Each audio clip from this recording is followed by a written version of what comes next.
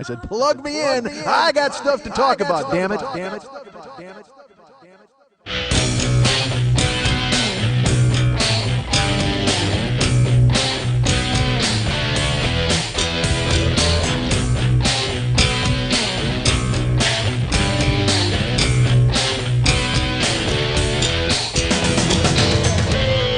I'll crawl out of my earbuds once a week to give you a show. That's what I do, folks.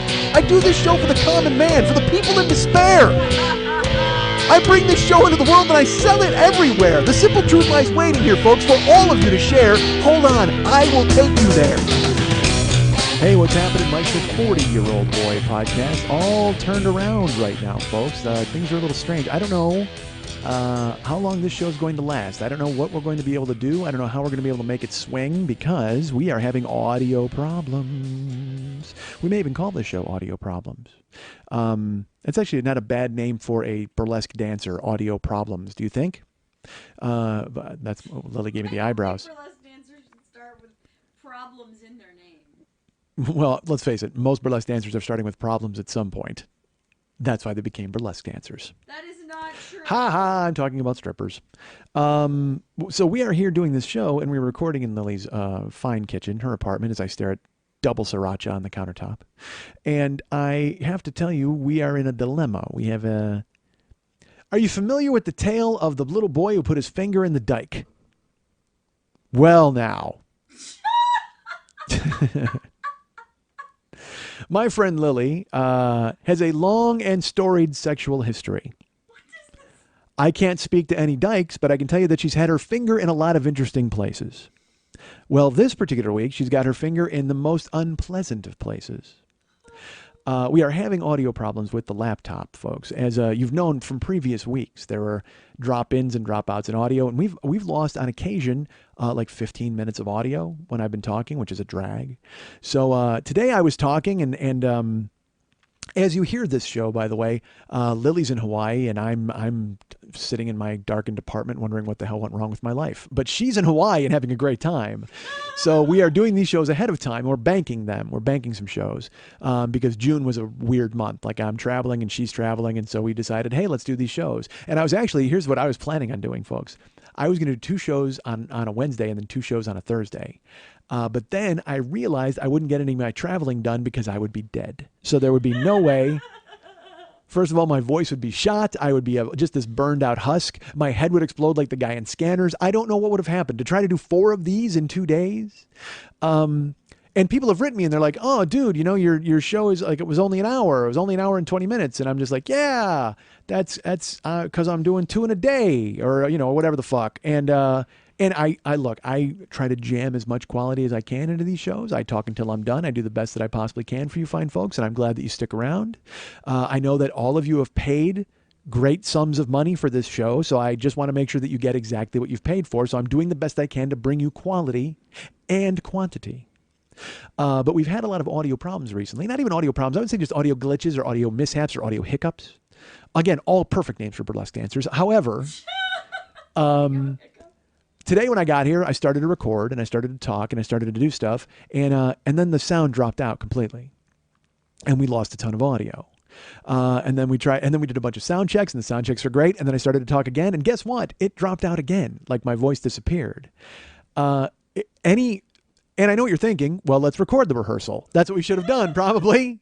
Because every time I would not even rehearse, but do a sound check or an audio check, it was fine. But then when we would set up and get ready to go, we weren't having any audio. And I tell you what, I recognize that there's probably nothing more boring than me telling you about fucking audio bullshit. I get that. It was like when I Never Not Funny, we did one episode about the mixing board once, or the sound board, or whatever the fuck. I don't even know what that thing is called. The processor, the transformer.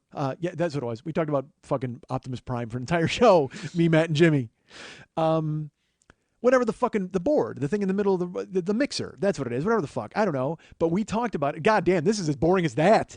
We did the show and we couldn't stop talking about the mixer and the soundboard. And if I remember correctly, we didn't release that episode. Like we finally just went, this is fucking awful. It's just us talking about knobs.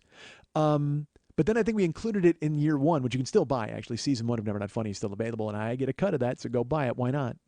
However, I will tell you, do not buy years 2 through years 15 because I do not get a cut of those at all. As a matter of fact, nobody gets a cut of that. You know, I think it goes to those fucking people who got a machete in their face. Who are those people? Yeah, them. Okay, those people. So yeah, you don't want to benefit that. Do that once a year. Don't be buying those seasons of Never Not Funny and letting them send money for teeth. Fuck all that. That seems weird. Please no, I'm kidding. Please, no, I don't need some tooth aficionado to write me. I don't need some guy with 4 orphans who need fucking milk to write me and go, dude, don't you realize my kids' mouths are all fucked up? And I'll be like, dude, I'm totally sad about that. But I do a comedy show, and sometimes, you know what? If you want to make an omelet, sometimes you got to break a few kids' teeth. So. I make very poor omelets. Oh my God, my omelets are awful. Oh, you do not want to bite into it. Seriously, just crunch and adios teeth. So the point is, poor Lily was trying to figure out exactly how to do this. And I'll tell you what, I'm a foot soldier in the army of Mike Schmidt Incorporated, because Lily is truly the general. Lily is the one who makes it all go. She's the straw that stirs the drink. I'm merely the drink. And I come here and she just plunges inside of me and stirs me up. That's how it works. I wish it were the other way around. It is not. But speaking of plunging inside something, as I was talking and my voice kept dropping out, we were trying to figure out what the fuck was going on, and then it was working, and then it wasn't, then it was working, then it wasn't, and then we checked the microphone, which I will touch now and go here, on. Nope, the microphone works fine. The switch works great. Except no one heard you say off. Well, they heard it sort of. You can sort of hear it. No, they heard click on, off, on, off. See, now the microphone is working if I do that kind of thing. All right, see? Dude, look at the audio fun we're having. This is great. I'm exploring the equipment. I'm exploring the space. So the microphone is working. All right. And the cord is working, and my earbuds are working, and the phaser is working, or the whatever the knob board is. I don't know what the fuck it's called. And so we boiled it down to, it was either the laptop or Lily is a witch. Now, we were trying to figure out if her dark magic was somehow interfering with my voice. I could not figure it out, because she is a dark lady. She laughs and dances, and she lits the candles one by one. Yeah. Ding, ding, ding, ding, ding, ding, ding, ding, ding, ding, ding, ding, ding, ding, ding. God, Cher, awesome. How awesome is Cher? Let's talk about Cher for just a second. Dark Lady is a great song, and so is Gypsies. Oh, Gypsies is the greatest. I think I could do a Cher impression. Could I do a Cher impression? Oh, go ahead. But no, because she does that like that Stevie Nicks Billy Goat thing, and I don't know if I could pull it off. And it's gonna really. I tell you what. Let me put it this way: if you've ever wanted the audio to drop out, it's going to be in the next 30 seconds. Was born in a wagon of a traveling show. That's not good. Mama used to dance for the money they'd throw. Papa would do whatever he could. Preach a little gospel. Sell a couple bottles of Dr. Good. Go ahead. No, say it. Go ahead. I'm gonna silence that whole section. Yeah, let's do. You know what? I'll do it with the microphone. Get up a traveling show. I said if they wanted the audio to drop out, it'll be the next 30 seconds. Dude, if you're going to do a bad Cher impression, do it on the show where you're having audio problems. So I can, you know what? When people listen back to this and I can go, oh, that wasn't me. The fucking phaser totally malfunctioned and made me sound like that. I wasn't doing a Cher impression. Fuck no. Accidentally, we hit the button that said Cher impression on the mixing board. Actually, you know who's pissed off at me right now? Pam Madison. Right now, she has run to small claims court to file a fucking case against me. Oh my God, I'm going to get sued. Who is Pam Madison? Pam Madison was a comedian from like the 80s and 90s who and it's Madison with 2 T's. I don't think it's D. And she used to do a Cher impression, and she would do the whole like the tongue and the flipping of the hair, and she did Cher's tongue aerobics. So she would have like a blow pop, like a Charms blow pop, and she would put it on her tongue like it was a barbell. Did she do that part? I don't know if she did that part, but she would do Cher's tongue aerobics. She'd go, stick it in, stick it out. Like she'd do that, that bad Cher impression everybody does. Still infinitely better than mine, though. We can all agree on that.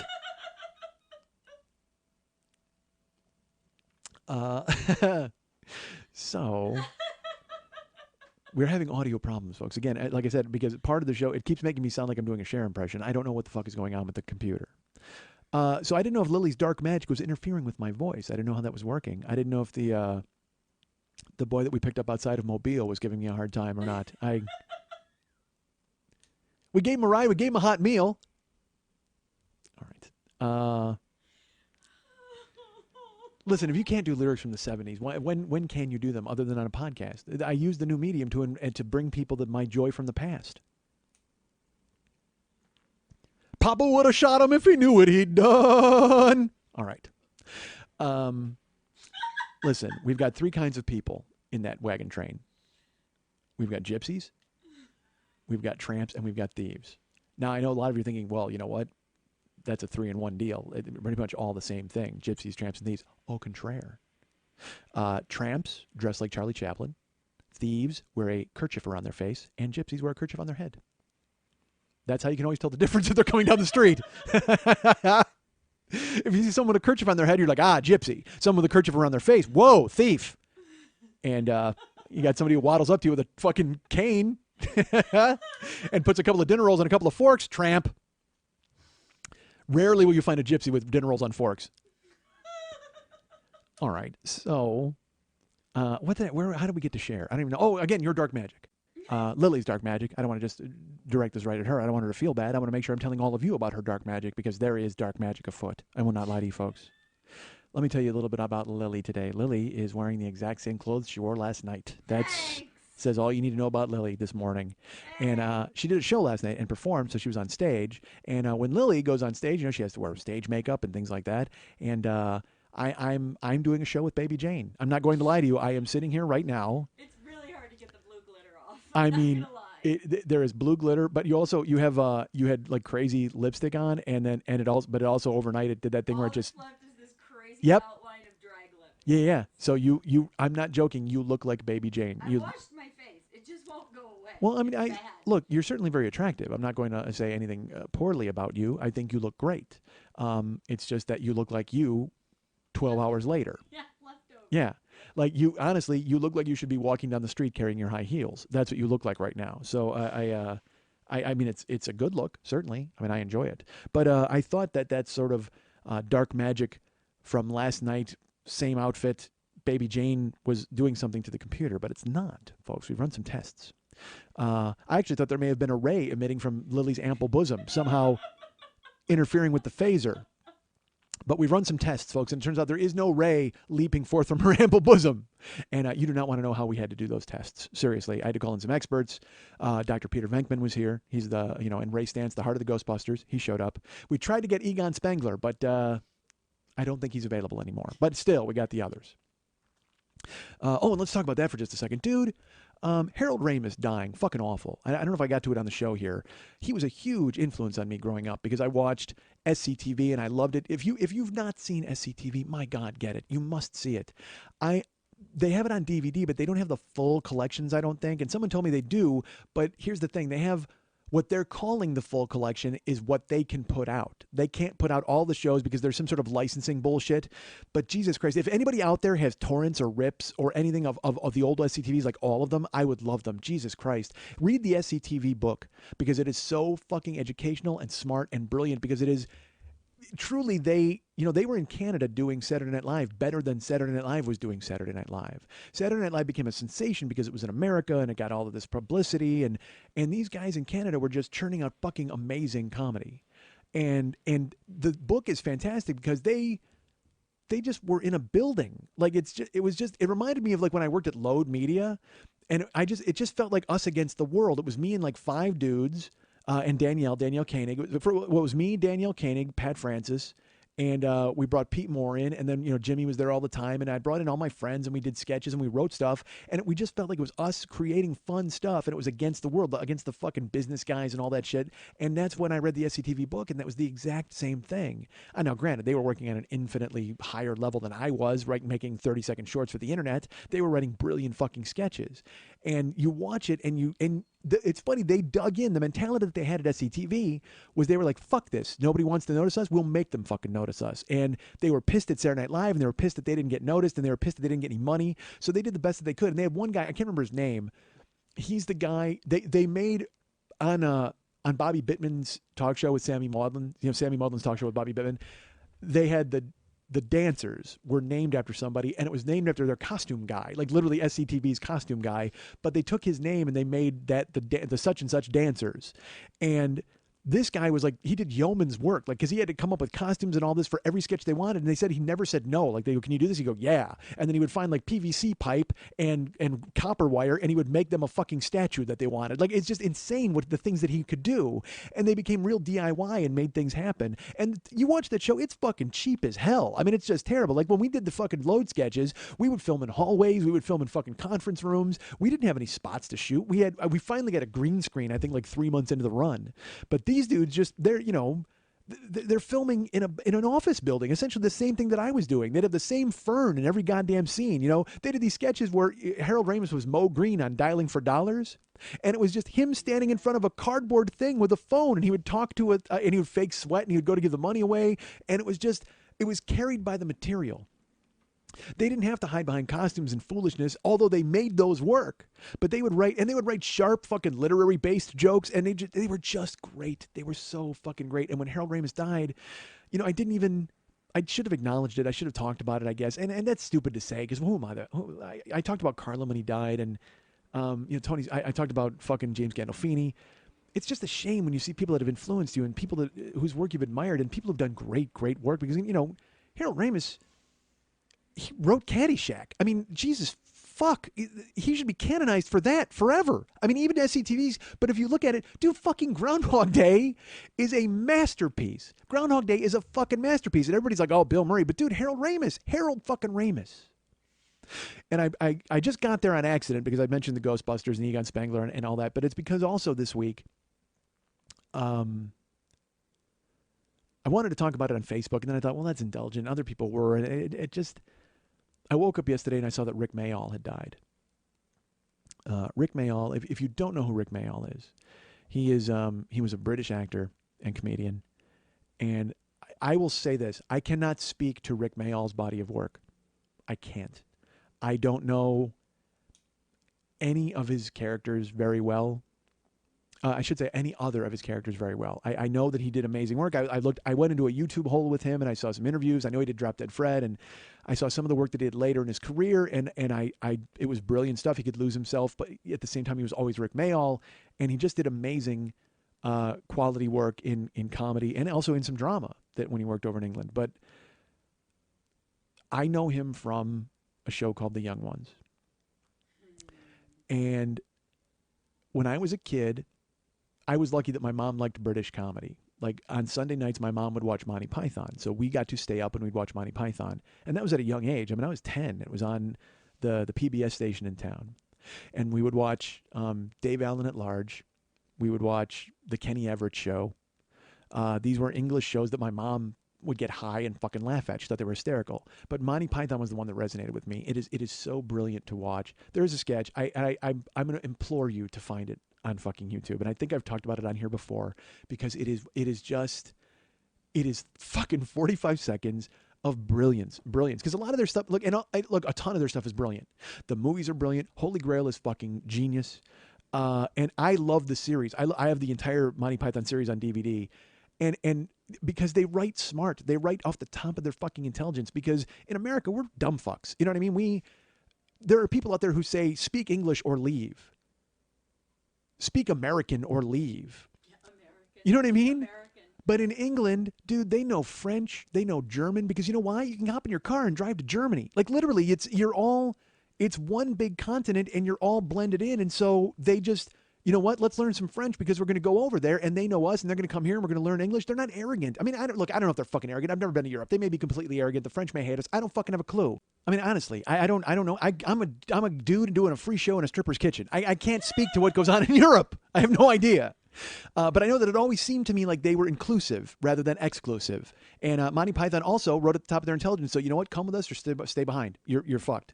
And I admire comedy like that. I admire comedy that is written at the top of their intelligence and makes you reach their level rather than them pandering down to you.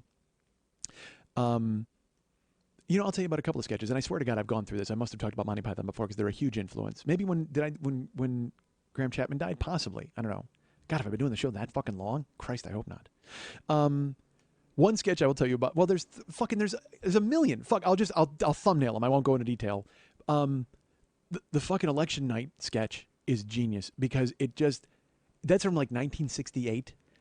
And if you watch it, watch it now, and you go, they could do that now, and it's completely relevant and topical. If anything, it was the precursor to the ridiculousness of CNN and their touchscreens and 8 guys sitting in a fucking tic-tac-toe board talking about what the fuck is going to happen. And they keep throwing it, dude, they keep throwing it from desk to desk to desk. And this one guy keeps going, have I mentioned that I'm still on television? I mean, it's just I can't even, he's just this arrogant American dude. And then the silly party. I mean, I can't even, election night is brilliant. The soccer game with the philosophers is so genius because it is a parody of sports. So it's like the guy is calling it as if there's action because it makes fun of soccer and it makes fun of philosophy, and then it also makes fun of sports hyperbole, and then all of a sudden out of nowhere, eureka! And they run a fucking play and they score like the philosophers. I can't even give it away. You have to see it. It's fucking hysterical. But the one I'm really talking about, and I swear to God I've talked about it here on the show, it's fucking Michael Palin and John Cleese, and they're in those stereotypical French like fucking shirts with berets and the mustaches. John Cleese has a mustache. Michael Palin does not.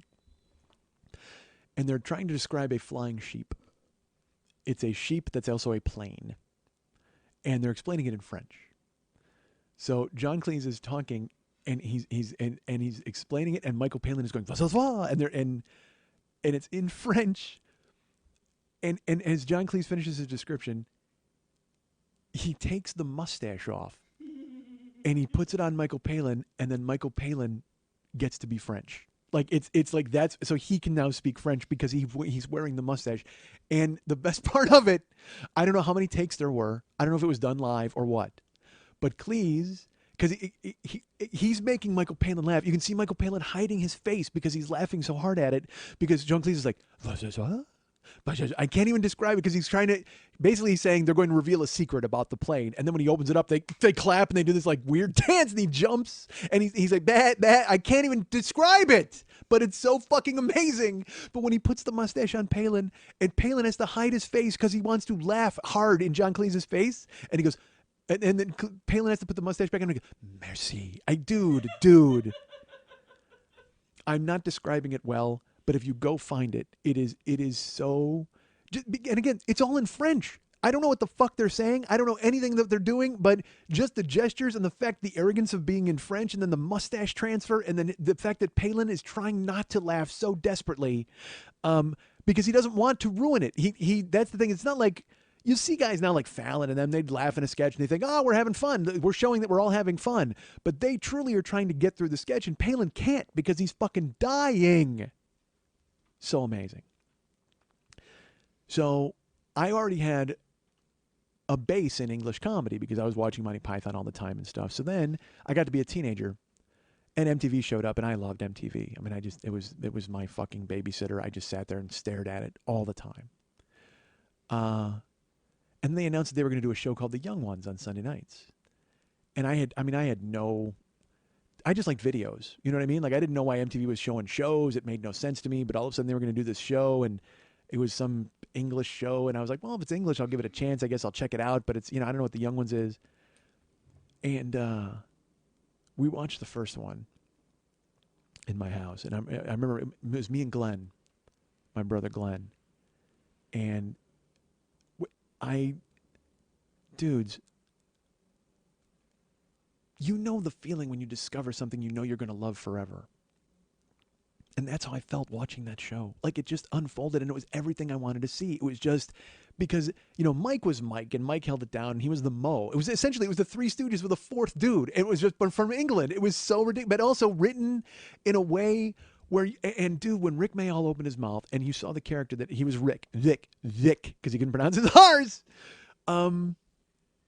I sat there, and he and Adrian Edmondson, who was Vivian, and Nigel Planer, who was fucking Neil, and just the way they interacted and the way they played together, you wonder how, like, when they cast it, they must have said, Jesus Christ, look at how good these guys are and how perfectly they play off one another, and how, the one guy is mean and the one guy is just kind of a dick and the other guy is just a hippie, and then there's Mike, who's the cool guy, but he's not really, he's just a fucking jerk.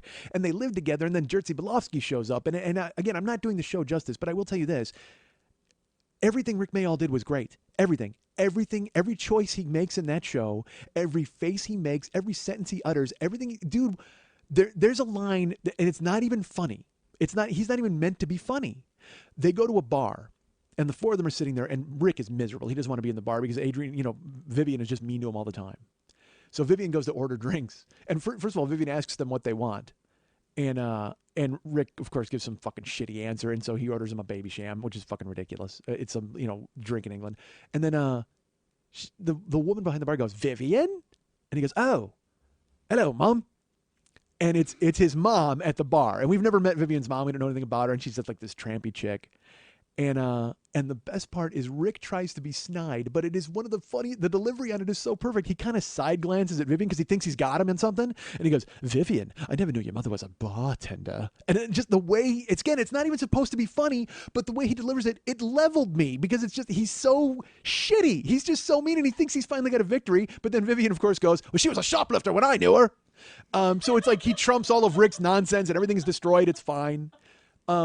And then Rick is like, he asks Rick if he wants crisps, and Rick's like, he wants vegetarian flavors because he doesn't put meat in his body because he doesn't spoil himself in the world that he lives in. And then, of course, Vivian gets him roast ox crisps. Anyway, God damn it, it's brilliant.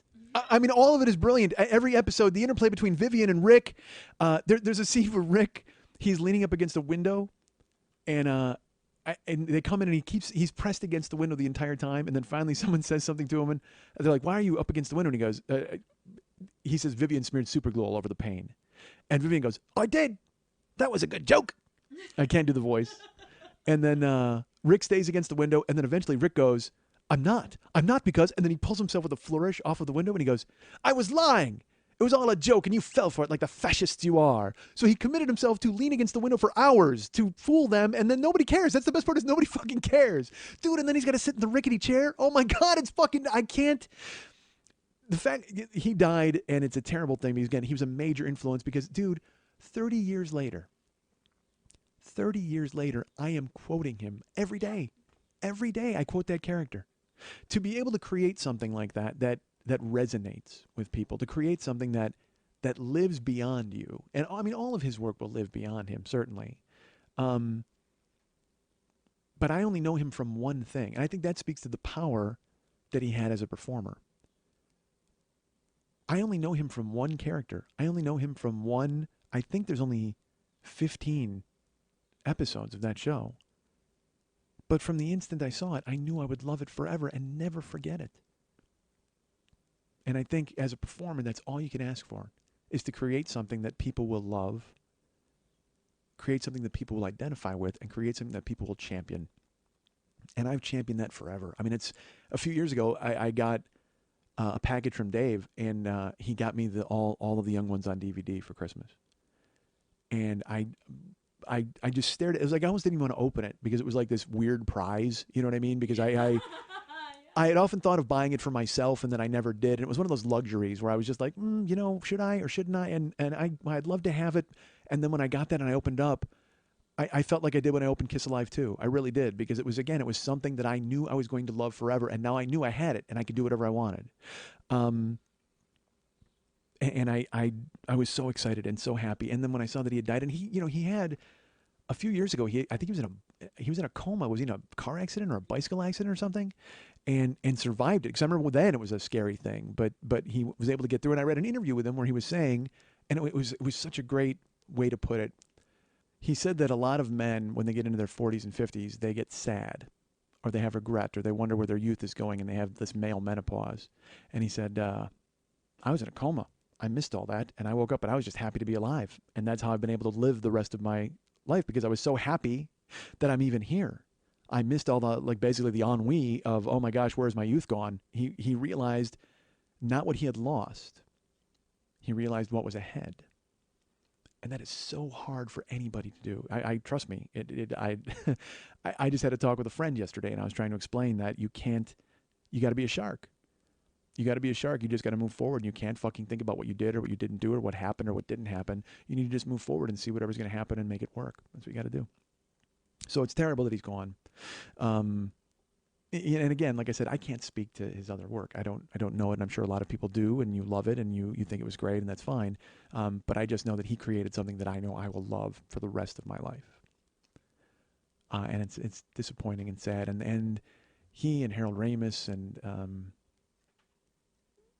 these. I had a weird moment the other day in the car. Clarence Clemens.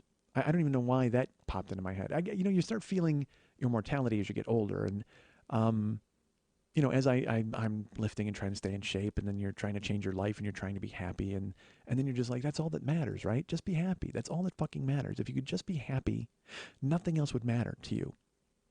And then you think about these guys who are gone, and these are guys who made major influences or major impressions on you. Because when I heard it, I heard on the radio, it's the 30th anniversary of Born in the USA. So they're playing on XM, they're playing full concerts from that tour. And in the middle of July, Bruce comes out and they did Santa Claus is Coming to Town in Iowa. And you hear it and you hear the fans singing and you hear everybody's so into it, and Bruce is doing that stupid patter about fucking flying to New Jersey and flying to Iowa and all that bullshit. And then there's the part where he says, you better be good for goodness sake. And then there's the boom, boom, boom, boom, boom, and then you just know the Clarence is going to come and go, you better be good. And the whole place goes fucking bananas. You know why? Because the change was made uptown and the big man joined the band. That's why. Fuck yeah. And I remember, because now I think about the fact that he's still touring and he's still doing things. And I would tell you this, hearing these old concerts, you hear Bruce when he was fucking destroying it. And Bruce is, he's still destroying it now to a certain extent. But like I said, he's kind of, I don't know, he countrified himself a little bit and he's singing through his nose. And I mean, good for him. And that's fine. But I mean, he's got this body of work and you just remember what he was. And the fact that he's touring without Clarence, it's just kind of sad. It's not sad like, oh, boo, he shouldn't be doing it. It's just sad for loss. You wish he was there because he was such a huge part of it and it changed. And I'm happy that I saw them, 3 times with Clarence, which is great. I got to see that. I don't know why I wound up with it. You just start to feel it a little bit as you get older. And when you see things dying around you, you see things, things that you loved or things that you cared about, or when you see things that you need dying around you. Case in point, Lily's laptop. Now let's talk about that for a second. Because I think I lost the plot a little bit.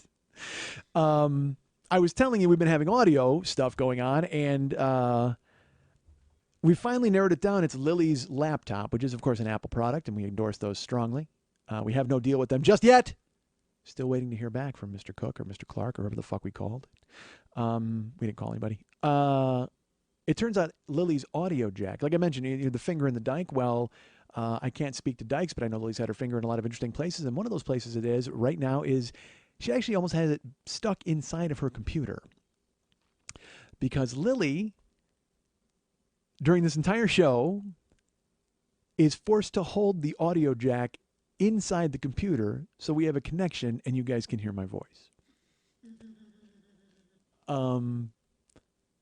So think about how difficult the show is usually for Lily to do. She sits here, she listens, and then she has to deal with my crazy, and then she has to put it together like a fucking verbal Sudoku, and then she's got to re-listen to it to make sure it's okay, and then she's got to upload it. It's just her Wednesday is shot. She's with me all day, and then she's with me all night, and that's one all far too many.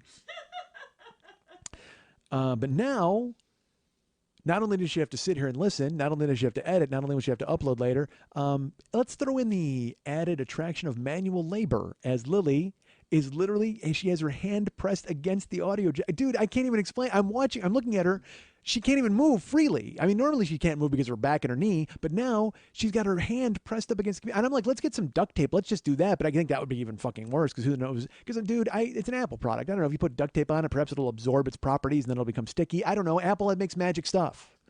But unfortunately, they didn't make a magic audio jack, and poor Lily is sitting here leaning against the computer, and it's just, you know what it's akin to? I go to a gas station and I pump the gas, and you ever fucking put the thing in your tank and you lock it with the little lever and then it just stops pumping, and then you keep trying to do the lever, but it won't let you. It's going to force you to hold the handle the entire time when you pump the gas.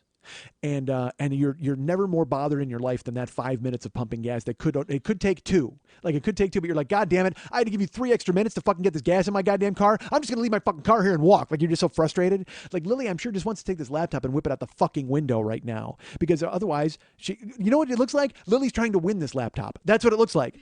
It's like hands on a hard body. Lily's got hands on a fucking laptop and she's hoping to win it and take it home. And I tell you what, if she wins it, I hope they throw in an appointment at the Genius Bar to fix the fucking audio jack. God damn it. Why does this have to happen to us?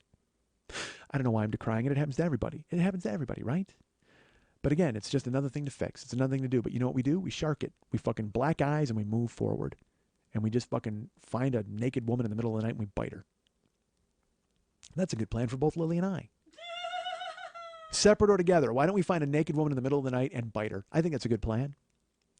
Because, look, folks, I'm a biter, and I like to be bitten. I like that phrase. I think I'm going to put it in every show. Dudes, I'm lucky I'm even in here right now. Okay? As you know, I'm in the oldest building in Hollywood. The oldest building in Hollywood. Which means it contains the oldest elevator in Hollywood. Now, I came in today, this day. I don't want to specify a date. I don't want to specify a time of day. I had to use the elevator. I mean, I could use the stairs. I could go up 4 flights of stairs. I've been taking the stairs quite a bit now as I'm trying to get all fucking yoked. But when I come here, I afford myself the luxury of an elevator ride. Actually, that's bullshit. You know what I do? I take the fire escape to the roof and I rappel down into Lily's window. That's how I work it. Actually, I throw a grappling hook up, and me and Robin climb to the top, and then Don Rickles pokes his nose out of the window and says, "Hey, what's going on, hockey puck?" So I get here today. Find parking conveniently located out front. I get out of the car. I come walking in. And I was at the gym earlier today, so I'm fucking ripped. And I was on my way in, and someone had left the door open downstairs, so I didn't need to use my key. I find that a little out of sorts, quite frankly. So whenever anybody leaves the door open, I close it. I mean, I know you're probably moving and you're doing things, but no one's getting murdered on my dime. I refuse to leave the door to the oldest building in Hollywood open because some hobo may wander in and murder everyone. Didn't you find people fucking in your laundry room or sleeping, or what the fuck did you find? Yeah, so that happens all the time in here. So I closed the door post haste. And when I did it, unfortunately, I'm going to say Ecuadorian exchange student, but he could be from Guam. I don't know exactly where he's from. But I closed the door, and he was coming up the stairs behind me, and I didn't even think about it. And then he came to try the door, and he pulled out his key, and then I let him in because he had a key. And I said, he goes, "Oh, you live here?" And I said, "I don't. I have a friend." So then we went over to the elevator, and we punched the button. And he was he had dreads and like a beard. And I didn't know what floor he was going to. Oh, I know who that is. Yes. And he had a bright orange sticker on that said student. And part of me wanted to take a pen and scrawl "of the game" like on it. For no reason at all, just because it sounded like a funny phrase to me. So we're waiting for the elevator, and we're making, Ecuadorian small talk. How do you like your octopus? All that kind of stuff. That's what we do when you're talking to an Ecuadorian. You say, "Hey, how's your family like picking bananas?" That's what you say to the guy. No, that's not what you say. He looked a little taken aback. I will not lie. He's Probably was. You would think as a student of the game he would know what I was saying, but. I said, how is your family dealing with the junta? That's what I said to him as I learned he was from Ecuador.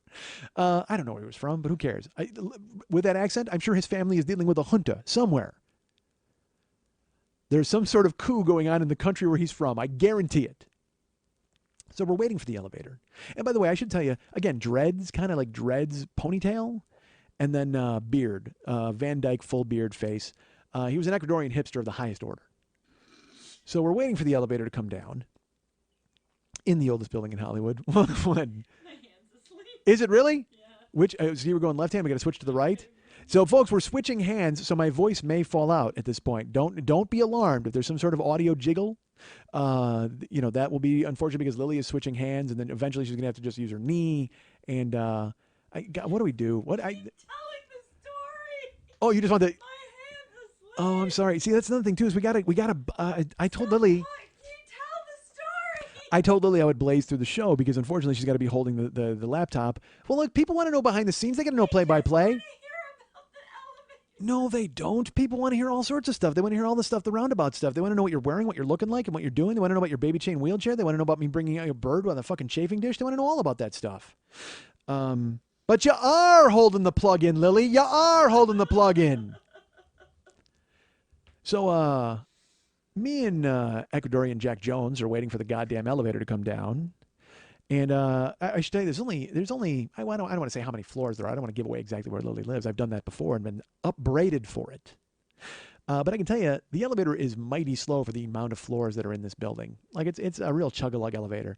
It's almost to the point where I think that Ecuadorian guy may have two cousins in the basement working a pull rope. It is not an automated elevator. It is not automatic. There is no motor. It is just there is a series of slaves downstairs who are forced to tug a rope, dumbwaiter style, and send me to and fro. Which is weird because I only wanted to go 2.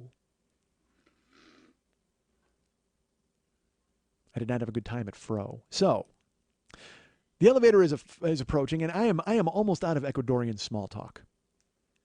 I have moved on to the murder of school children in the 70s, and I think that was probably threw him off a little bit. And then I asked him how his family enjoyed having to escape via helicopter. He was not happy about any of this stuff. And I asked him, I said, well, look, let me ask you, you're a student. On average, how many coffee beans can you pick in an hour? That's what I asked him.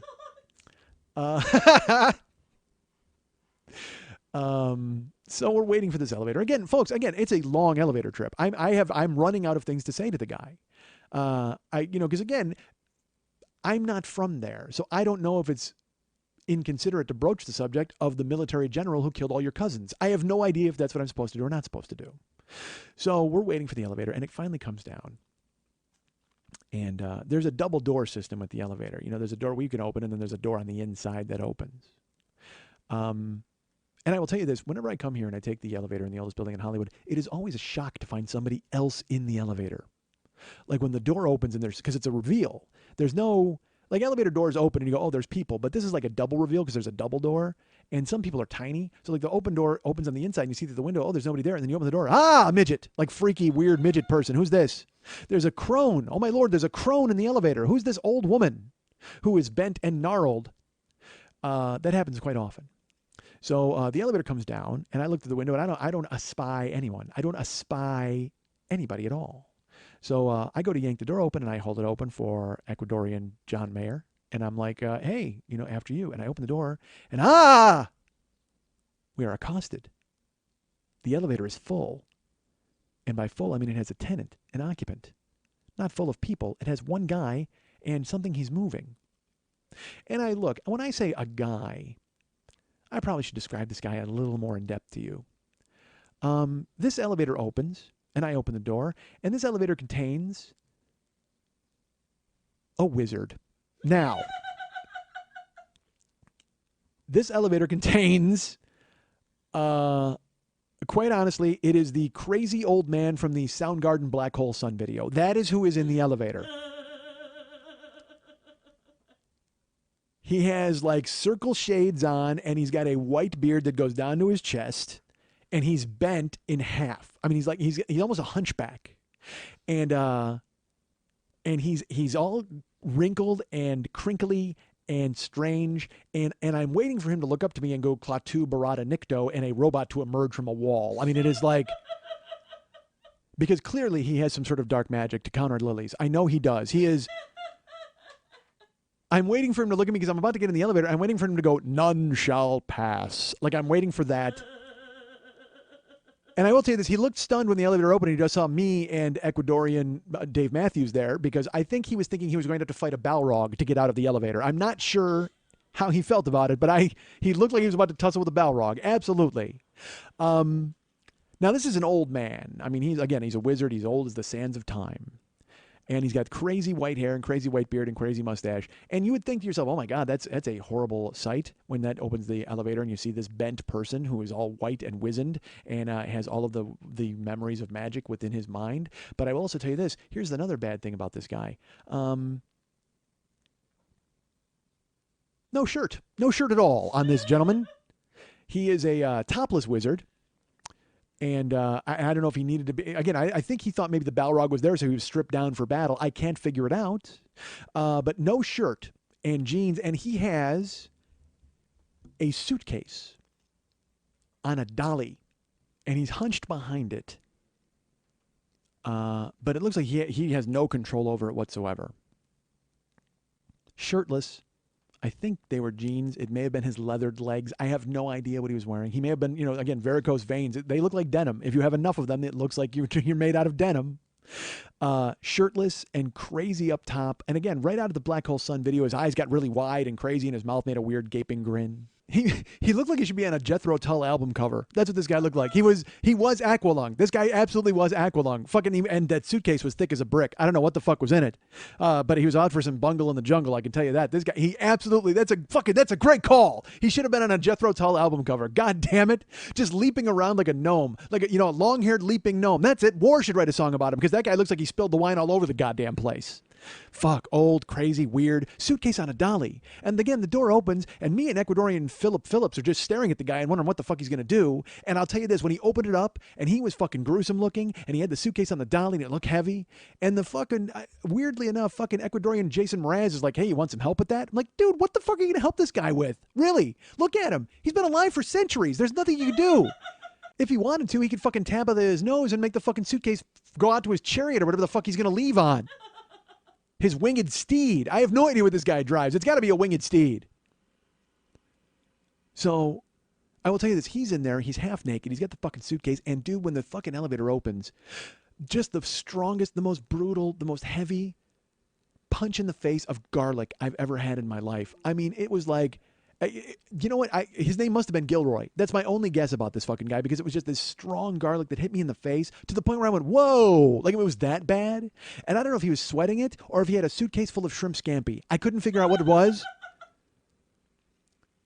But we get into the fucking elevator and he motors off. You know what I mean? And we're like, that because the fucking, he asks him he needs help, and he's like, no, I think I got it. And then you hear his bones creaking as he wheels it out. And I'm like, is that a dead mobster in there? That would explain the garlic smell too. I mean, Jesus Christ.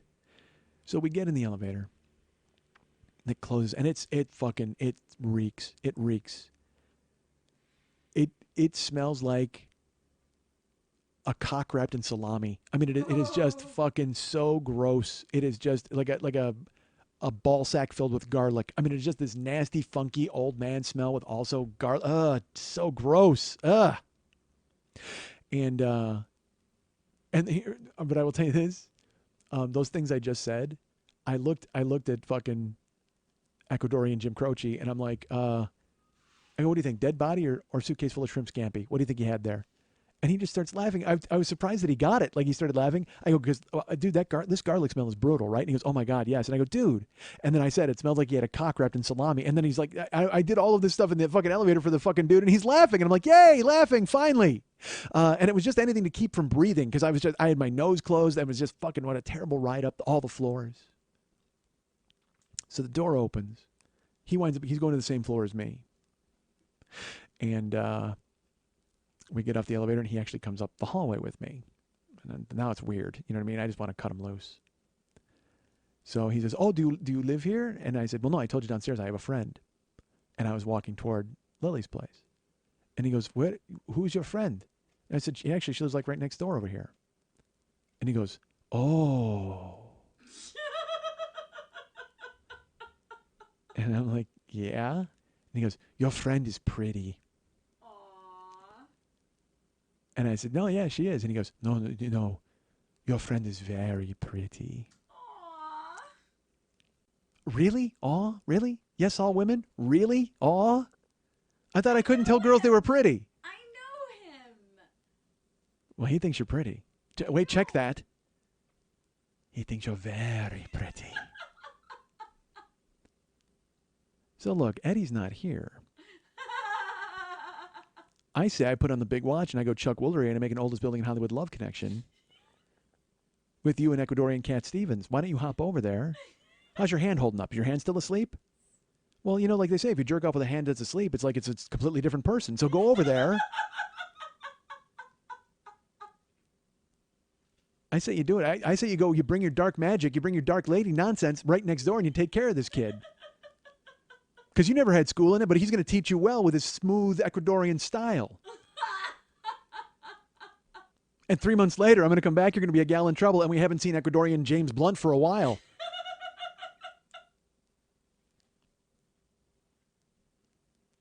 You guys can get me at mike@MikeSchmidtComedy.com. You guys can be my friend at Facebook.com/the40year-old-boy. You can follow me at Twitter.com/the40year-old-boy. Our friend David Hernandez does all the music and the artwork for this show. You can contact him through Facebook at Facebook.com/DavidMexHernandez. Be his friend there. You can also get him at artbydmh.com, ARTBYDMH.com, and commission him to do some artwork for you. He will do it. It will be fantastic. You will love it. You will pay. Everybody will be happy. Commerce. Capitalism. Our friend Lily Von Stupp is the producer of this show and the future lover of Ecuadorian Gavin DeGraw. You can find her at facebook.com/Lily Von Stupp and be her friend. You can follow her at several different Twitter accounts, twitter.com/Lily Von Stupp, twitter.com/MNTs, twitter.com/HollywoodBQFest. But if you'd like to write her a personal note and find out how much you will charge to sit for Joan Crawford in a wheelchair, you can write her at Lily at burlesque411.com. That's Lily, Lili, at burlesque411.com.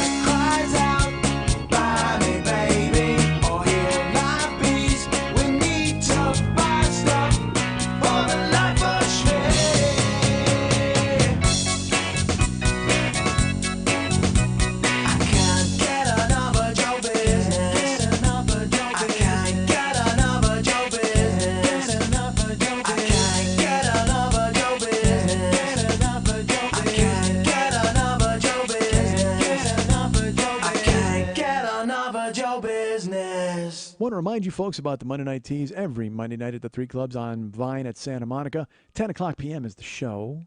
10:05 p.m. is the fun. Because the fun kicks in. It takes 5 minutes for the fun to kick in. I disagree. Okay, 10 o'clock p.m. is the fun. The fun and the show coincide. They get together. They dovetail nicely into one another, and they become in one entity. It's not just a show, and it's not just fun. It's a fun show. And it's every Monday night out there at the 3 Clubs. I happen to know the producer of that show. She's the producer of a lot of things, some better than others. But perhaps the pinnacle of her work, the greatest, the pinnacle, I would say she's the pinnacle. I think she reigns supreme, and she's notorious. She'll crush you like a jelly bean. She's bad. Ladies and gentlemen, Lily Von Stupp. Hi, Lily. How are you? Whoop, whoop, I'm good. All right. You're whooping it up, it sounds like. Perhaps, was that almost was like a whooping cough? Okay. Jesus. You're just holding in the thing. It's like I'm talking to you. It's just all distracted. Your hand is numb. Well, that's why we had to get. I mean, I had to try to blaze through this and get over it. It's like because you guys know me. I'll talk fucking forever. And the whole time I'm sitting here and I just see her. She's literally white knuckling this thing to hold it in and try to get the audio to record. And now, we're gonna have to go to the fucking Genius Bar together. The two of us, just like a couple. Yeah, we are like a couple. We're gonna have to go there and be like, hey, You don't have to go with me to the Genius I'm gonna Bar. have to I go. looked up. I'm gonna have to go there and hold your hand. As numb as it is. So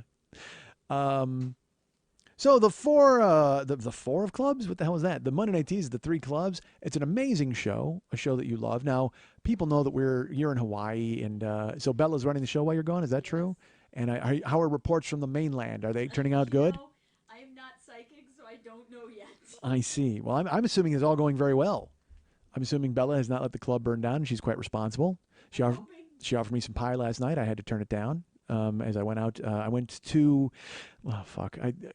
the timeline is all fucking weird on this, but I wound up going out to the House of Pies after the burlesque show from 3 weeks ago, and Jesus Christ, who cares? Nobody cares. And you were offered pie. I was, and I turned it down. I actually I fled the restaurant in terror before I ate. And I had stuff to do because Jill's coming tomorrow, and so I had to go to the store, and I had to grab stuff, and also, like I said, I had to go to nobody cares. Nobody cares. Honestly, I really ran away from the restaurant because I didn't want to order the breakfast sandwich because it looked fucking amazing. It was on wheat toast, and I was going to get hash browns put on the sandwich with bacon, fried egg, avocado, and onions. Oh my Christ. Are you kidding me? I could eat like 10 of those. It's so weird. Like my food thing is all wigged out. I eat yogurt and eatings for the week, and you guys all know that. But stuff I like, I could probably put away, seriously. Like I took my trainer out to dinner, and I took him to the Mediterranean joint that I like, and I ate an entire plate with grilled trout, rice pilaf, and a fucking fattoush salad. I just knocked it down. And then I said to him, and I was like, is that okay to eat? He goes, fuck yeah, eat that. You should be eating every day. It's not, you can't ask if it's okay to eat a meal. Yes, you should be eating. Like he's mad that I don't eat. And he's telling me, he goes, how many yogurts a day do you eat? I go, I definitely eat 2, sometimes I eat 3. He goes, 2's good. He goes, because the sugar's high. And I go, yeah, but it's fruit sugar. He goes, yeah, but you should only really have 40 grams of sugar all day total, and you're getting 20. And I go, Fuck that. I go, it's fruit sugar. It's fine. I go, and if I don't eat anything else, he goes, yeah, that's the whole point. You shouldn't be not eating anything else. He goes, have a yogurt and an egg and have this and it's protein. You need protein. He goes, I'd rather eat a whole chicken than a fucking 3 yogurts. I'm just like, dude, life is stupid. My mouth's retarded. Honestly, it's like, dude, why? I just tell me what to do and I'll do it. Like, I just wish, like, I was like, dude, if I eat bananas, can I like live forever? I mean, that's my level of nutrition knowledge. Like, I just want, and I don't even want to fucking live forever. I want to eat healthy and normal, but at the same time, I don't want to, like, because again, they're like, eat bananas instead of candy. So I'm like, all right, so then I eat like 4 bananas. Like, dude, don't eat 4 bananas. Why the fuck can't I eat 4 bananas? Well, because it's a lot of sugar in bananas. Yeah, but there's a lot of sugar in fucking candy bars. You told me not to eat those either. Well, look, it's moderation. Well, yeah, moderation. 4 bananas in a 24-hour period is not a lot. 1 banana every 6 hours? And he's like, no, it is. God damn it. Stop arguing with me about bananas. I'll tell you, he told me, he's like, dude, eat apples, eat fruit instead of candy bars. So I ate 5 apples one day. I was driving around, I ate 5 apples. Do you know what 5 apples does to you folks? Yeah, I do. Oh my Christ. Oh my Christ. It was like that fucking Saturday Night Live commercial with colon blow. I mean, it was like, I was like, it was brutal. Like, I think I hurt others. Like, people were just like, oh my God, that hurts. I don't even know what's happening, but I know it hurts. I shit out an orchard, and it was ridiculously, and with the strength of 1,000 suns. Like, I mean, it was like, it wasn't like I was just like, oh, well, this is happening now. It was like, no, this has to happen like immediately, and I need to make, and it was all fucking, I don't know. Look, it was fucking crazy. It was crazy is my point. And then I told him the next day, I go, dude, I ate apples yesterday. And I go, dude, you didn't tell me what was going to happen. He goes, well, what happened? And I told him, and he's like, well, what did you do? And I go, well, I ate 5 apples. He goes, why are you eating 5 apples? I go, you told me to eat apples all day. He goes, no, I didn't. I said, have an apple instead of a candy bar. I go, well, I ate candy all day, so I've shunned it, and I've got apples all day. Apples and bananas and yogurt. And he's like, God damn it, what is wrong with you? So I told him, I go, write me a chart, dude. Just write me what I can eat. Tell me. That's the thing. I'm just stupid. Tell me what to do. Take my hand and lead me over to the section of kale, and I'll eat it. I'll just eat a whole fucking mouthful of kale and go home. I don't give a fuck. I'm just trying to stay alive. I want to lose weight, look good, and stay alive. That's all I want to fucking do at this point. Tell me what to do. Mold me. I'm Hungry Clay. If that's not my pro wrestling name, I don't know what is. Making his way toward the ring area, weighing 255 pounds. From Chicago, Illinois, Hungry Clay. I don't know if I like it. It doesn't sound good in PA announcer voice. It sounds good like this. Hey, I'm Hungry Clay. Actually, you know what that sounds like? It sounds like a roustabout from like a 50s detective show. That's who Harry O was chasing in the 70s. Oh, we got to find Hungry Clay. Poor Lily, her hand, if you just saw it, it's like swollen. It's fucking ridiculous. I just said I was going to get this over with so she could leave, and I go off on a tangent about Hungry Clay. I apologize. All right, so we're still are we plugging you? Yeah, so the Monday Night Tease is an amazing show. If you go to facebook.com/Monday Night Tease, join the page, get all the information about upcoming shows. And with July ahead of us, there's going to be amazing things happening. There's the Grand Old Flag Show. I know that we do that every July. And then, of course, there's the preserves contest, the homemade preserves contest, where all the burlesque dancers bring in their homemade preserves, and there's a contest, a taste-off. And then, of course, there's the pie eating contest, the burlesque pie eating contest, which we do as a summer activity. That's always fun. We like doing that.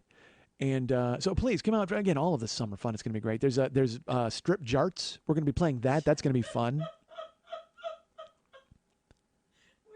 It's summer at the Monday Night Tease, man. It's all about summer activities. It's going to be great.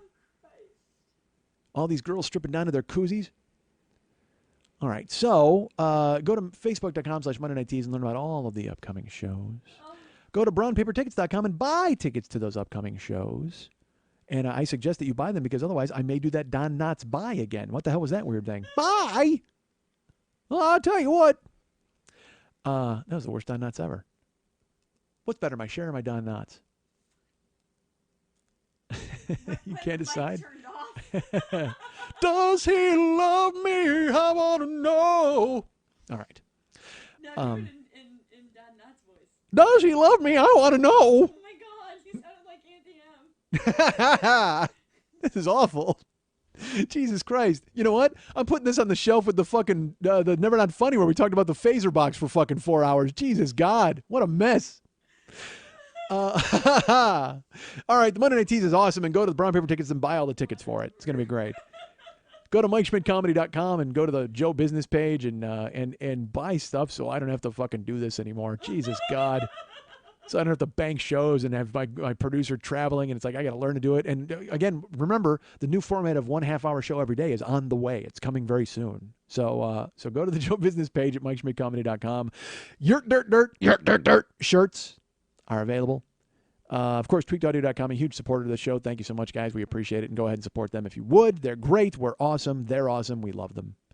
For the Life of Schmitty, the single download, Schmitty Comes Alive, the actual show, the Big Angry CD is available for sale and signature and autograph. And then, of course, year 1, year 2, year 3, year 4, year 5, and year 6 of the show are available individually or together as the Reservoir Schmidt Dog box set. We've already sold. What have we sold? I mean, it's flying off the shelves, folks. I don't have the numbers in front of me, but if you listen closely, you can hear swooshing in the background. That's it flying off the shelves here at Mike Schmidt Incorporated. And I will tell you this, there's also an Amazon banner located at MikeSchmidtComedy.com on the Joe Business page. It's on the wall. It's an Amazon pennant. Click on that to get to our Amazon store. And then when you're in there, lurk around a little bit in the dark because I made the screen black because I'm dumb. And then click on the Amazon link and go shop through Amazon, and we get credit for it, and that's great, and we appreciate it, and we love it. So go ahead and do that for us. Thank you. And hey, while you're at Amazon, have them make me some keys. Can I get some keys made through Amazon? Will they do that? Just like maybe take a picture and mail it to them or something? Because I need keys. Because here's why, folks. I keep locking myself in my fucking house. I think I told you this. A couple days ago, I locked myself out of my house, and I was leaving. I was coming. I might have been coming here. And I walked out, and look, it's California. So, I mean, if I'm locked in my house, so what? Sit by the pool until somebody can help you. Really, there's no reason to get upset. It's like you cannot get angry. You can be mad at yourself, but when you look around and you go, it's beautiful. I'm just going to sit you know what? It forces you to relax. But here's the thing. I went over to my manager's place, and I knocked on her door, and I was like, hey, you know, I'm locked out. And she goes, all right, well, I will be with you in just a second. I'm on a phone call. And I said, that's great. I'll be right out by the pool. And I sat there, and, you know, it's not just her. She's got a husband, and I sat there, and I texted some people, and then I sat there, and you know, I had to get out of there.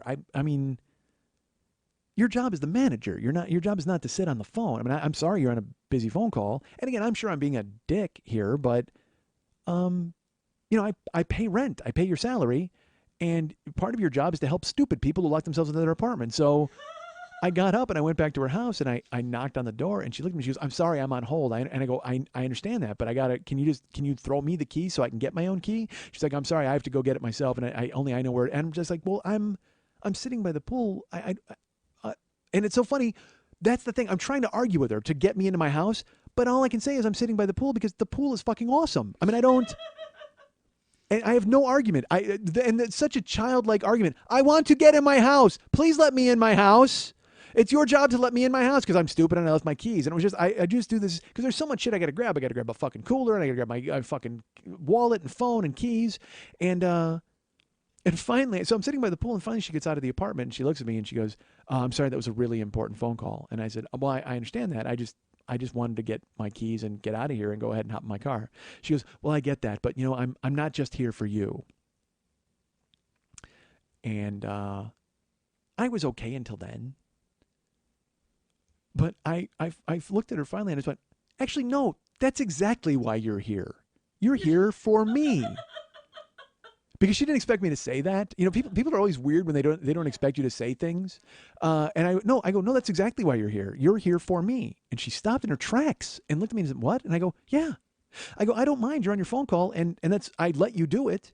But then to come out and treat me like shit because you've got to let me in the house. I mean, yeah, it's stupid that I left my keys in there, but you are here for me. I pay you to be here to let me in my fucking house. And then I'm like, you're getting mad for no reason. You need to look at the pool again. Look at the pool and calm down. And she just kind of like looked at me, and I go, I'm sorry. I'm probably getting mad, and I shouldn't. I go, but you know, I got to go. I just got to go. She's all right. She gets the keys and she lets me in. But it's amazing to me how people don't expect you to say something to them. I was in the bank yesterday, and I'm in line, and I'm friendly with, there's one teller. She's really nice, and her name's Christiane, and she waved, and she's like, hi. And so I walk over to her, and a woman comes in with a dog. And there's nobody in the bank. It's just she gets right at the head of the line behind me. And I look at Christiane, and I go, hey, there's a dog in the bank. Christiane goes, I saw that. I go, Nobody asked. They just brought a dog right into the bank. And she goes, yeah, it happens a lot. I go, it shouldn't happen a lot. There shouldn't be dogs in the bank. And she starts laughing, and I'm just shaking my head. I'm like, I can't, because again, the people have allergies. People, and again, I'm used to getting attacked at work. It's like, dude, I know you can't leave a hot dog in a car. Okay? Well, actually, I apologize. You can leave a hot dog in a car. You can't leave a dog in a hot car. I'll tell you what, you can leave a dog in a hot car if you leave a hot dog in there with him. Because then the dog doesn't care. He dies slowly. His brain cooks. He's like one of those fucking turtles in boiling water or whatever the fuck. But he's eating a hot dog, so he doesn't care. But sure enough, so I'm looking at it, and Christiane's laughing, and I'm just like, yeah, there's a dog in the bank. Like I couldn't let it go because it was just like, because the dog wasn't on a leash either. He was frolicking. He's like kind of hopping around, and she's like, Wilson, stop, Wilson. And so then she'd go, Wilson. I go, Wilson. She'd go, Wilson. And I just kept repeating it because I do that to people on their cell phone too. Whenever anybody's on their phone next to me and they're being really important, I will repeat their phone call back to them. Or I'll be the other end of the conversation. No, look, you don't understand. I have to be there by 8 o'clock, but I can't get there till 8:30. I do it all the time because it's just like, you're not important. Stop. There's other people here. So she finally gets called. She goes to the window next to me. And I go, and sure enough, I look at Christiane and she's like, how much is here? And she counts my money. And I told her, I corrected her because she was wrong. And I said, you probably missed it because there's a frolicking dog in the bank. And the woman gives the check to the guy and he goes, hey, we have savings. She goes, I don't care about your savings account. I have a dog and it's not supposed to be in the bank apparently. And I went, ha ha. And I didn't say anything. I just laughed. And she wouldn't look at me. Because I would have been happy to talk to her about it. Oh, I absolutely would have been. That's why I was saying it. Yeah. And Christiane looks at me like with a really scared face. And I go, did you hear that? And Christiane goes, mm-hmm. And I go, yeah, I heard it too. And the woman goes, well, I just need my change. And the guy goes, okay, well, here's, and she goes, look, I don't have time for this, okay? There's a dog here that's not supposed to be here and I have to get him outside, all right? Fine. Apparently, I'm causing problems for everybody here by having a dog in the bank. And I said, there is a dog in the bank. And she goes, yes, and I'm taking the dog and we're leaving the bank. And I said, maybe you should take him to the dog bank. Now you went too far. Well, because you know what? Stop engaging me then. Quit acting like I'm the jerk. You're right. You've got a wild animal loose in the fucking bank. I'm with you, but yeah. Why don't you take him to the dog bank? And fucking Christiane just starts laughing hard, and she doesn't want to. She's hiding her face. And the woman goes, we're leaving. And I said, and it was, I'm sorry. She goes, we're leaving. And she goes to walk out, and she opens the door, and she goes, Wilson. And I went, Wilson? And she looks at me all mean, and I, fuck you, I don't care. Don't bring a wild animal in the goddamn bank. I don't want your fleas. I don't want your mange. I don't want any of that bullshit. I don't want it spit on me. I don't want to breathe its air. Fuck that. Buy a cooler, tie him up outside, do whatever the fuck, or do your banking at the ATM. You don't get to just bring your animal wherever the fuck you want. He wasn't a purse dog. He was a good size, like medium dog. And he was cute as all hell, and he was frolicking and having a good time, but I don't fucking care. You ask before you bring fucking animals into the bank. How would you look if I walked into the bank with a snake around my fucking neck, and I put it on you? Hey, there you go. There's my snake. Pet it. He's friendly. No, he's not friendly. He's a goddamn snake. Fuck that, dude. I'm tired of it. Everywhere I go in this town, it happened again at work. The guy opened the door and 2 fucking dogs come at me. And I backed up and I stepped down and he goes, they're friendly. And I go, I don't know that. I don't know anything about your dogs. I go, they don't know me. I go, they're friendly to everybody else. I might be the one guy they hate. And he just went, oh yeah, that's a good point. And I go, yeah, put him in the house. You know what I mean? It's like literally, if you want your Memphis ribs, then put these fucking dogs away so I can get up on your stoop, goddammit. Unbelievable. Just that weird presumption of, oh yeah, he's fine. I don't give a fuck if he's fine. I'm not fine, motherfucker. I am nervous as hell. I had a German Shepherd go for my balls. Get the fuck out of here.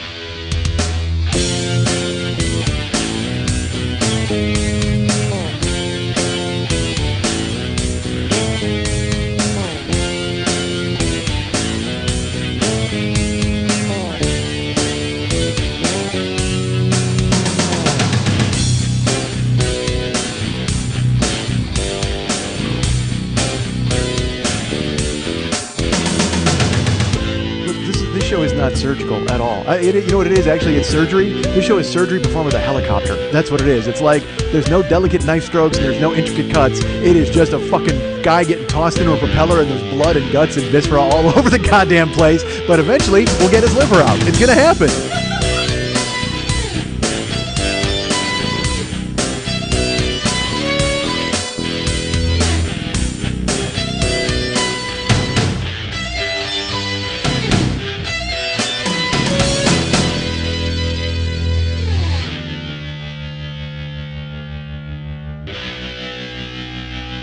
Look, you can't solve everything in 2.5 hours in a stripper's kitchen, folks.